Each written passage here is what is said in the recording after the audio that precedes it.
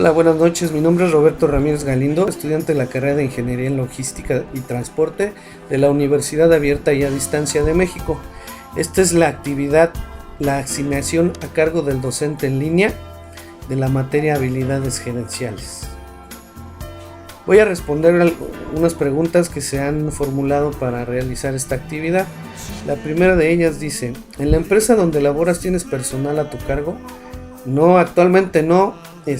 Al inicio de mi, o más bien dicho, al entrar a trabajar en esta empresa, tuve gente no directamente a mi cargo, pero sí les daba yo indicaciones y órdenes.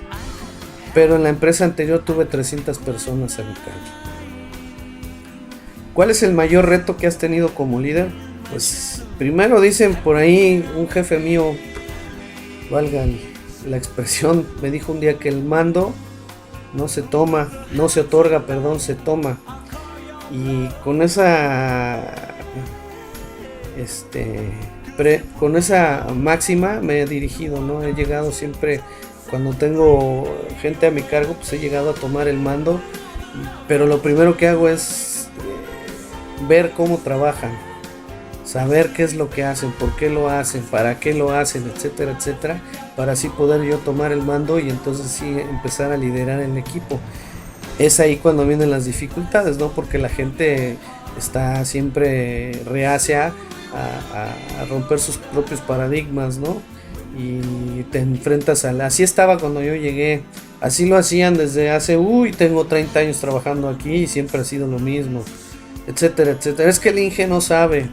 Es que, por ejemplo, en el periódico donde trabajé anteriormente, el periódico Récord de la editorial Don Musa, pues yo no sabía andar en motocicleta, ¿no? Entonces, ¿cómo le podía decir a los repartidores que estaban haciendo mal su chamba? Pues tuve que aprender a andar en motocicleta, irme con ellos a las rutas de reparto, etcétera, etcétera, etcétera, ¿no? Y de esa manera demostrarle a la gente que sí podía yo comandarlos, ¿no? Porque desafortunadamente en este país la gente piensa que el líder tiene que prácticamente hacerles la chamba, y no es así. Ese ha sido lo más difícil con lo que me he enfrentado, no solamente en esta y en la anterior, en prácticamente todas las empresas donde he trabajado. ¿Qué tipo de decisiones has tenido que tomar como líder? Bueno, muchas, ¿no? La de, por ejemplo, reemplazar proveedores, reemplazar la plantilla laboral, despedir gente por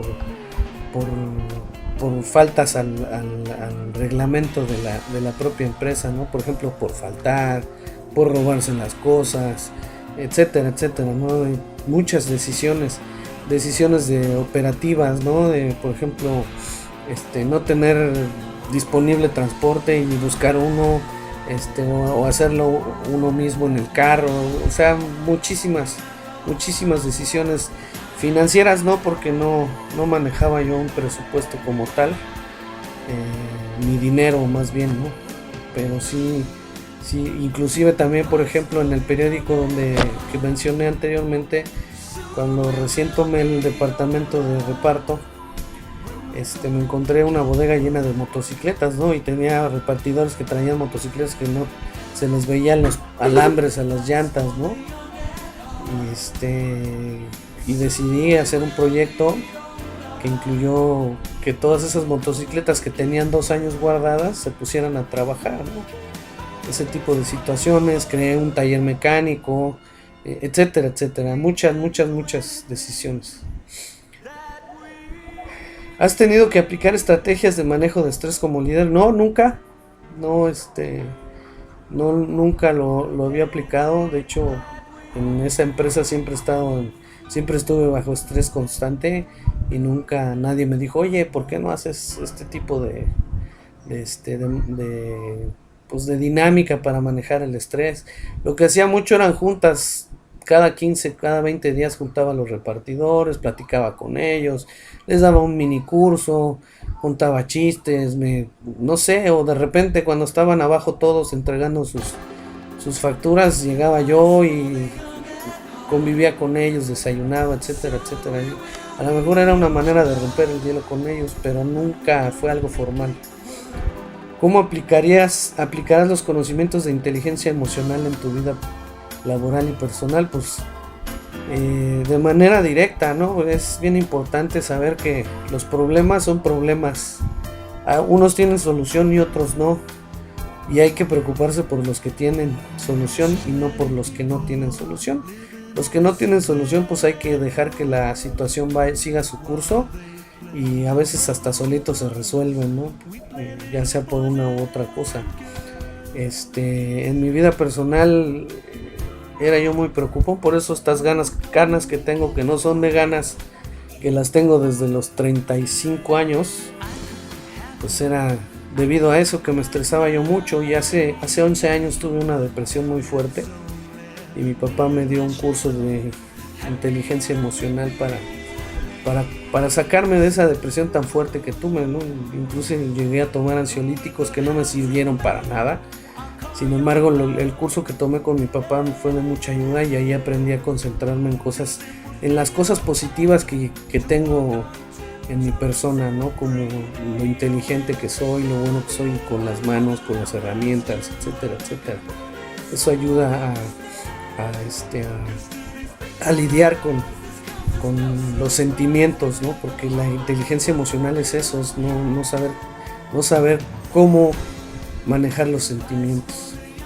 ¿Por qué crees que nos cuesta ser empáticos en algunas ocasiones? Pues porque hay gente muy abusiva, ¿no? Y dicen que tanto va el cántaro al agua que se rompe, o que la burra no era arisca, los varazos la volvieron, ¿no? Y es que hay mucha gente que abusa de la situación. Creen que porque están en una situación de diferente a la que tiene un jefe o un gerente, creen que tienen la obligación ellos de resolverles la vida. Yo mismo me he puesto negligente ante esa premisa de es que no es empático conmigo.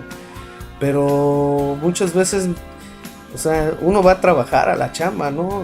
Digo, qué bien sería que en todas las empresas hubiera ¿cómo llamarle? Se me fue la palabra. Ese ambiente laboral de familiar, ¿no? De cercanía entre cada colaborador, los de arriba y los de abajo. Pero en esta sociedad en la que todo va muy rápido, es difícil que suceda esto. Entonces la gente es difícil que se vuelva empática hacia otras personas. Inclusive lo podemos ver cuando vamos a comprar algo a la tienda o a una panadería. Si no nos conocen, pues hay gente nefasta. Por ejemplo, en los Oxxos, aquí hay un Oxxo que acaban de cambiar a los que atendían, y hay un montón de chamacas que son peladas, no saludan, etcétera, etcétera, ¿no? Entonces, ¿qué empatía le puedes tener a alguien que te trata mal? ¿O qué empatía le puedes tener a un colaborador que siempre está faltando, que de todo se queja, que llega tarde siempre, que su trabajo nunca está bien hecho, que nunca lo tiene a tiempo, etcétera, etcétera, ¿no? Entonces se cansa uno y dice, no, yo por qué voy a ser empático, yo me voy a dedicar a lo mío y punto. La otra es pues la educación que nos dan en casa, ¿no? La educación se mama, y hay hay algo que se llama sentido común, que es el menos común de los sentidos en este país, que pues a la gente ya no los educan con sentido común, no los educan que crezcan como el pastito. Yo creo que esa es una de las principales causas de por qué no podemos ser empáticos. ¿Cómo crees que puedes ser más empático en los diferentes ámbitos de tu vida? Pues yo creo que un rápido análisis de la situación nos ayudará a diferenciar entre si un problema vale la pena que le dedique uno el tiempo y le busque uno solución, y más si lo afecta a uno ya sea en el trabajo o en la vida personal, y ahí decidir, ¿sabes qué? Sí, no, como sí, 2 para ti, 2 para mí, 2 para ti, 2 para mí, ¿no? Y despreocuparnos, ¿no? Manejar la inteligencia emocional, y ni modo, ¿no? O sea, no voy a llorar muertos ajenos, ¿no? Valga la expresión, porque si no, entonces pues nunca voy a hacer nada por mí. Gracias, buenas noches.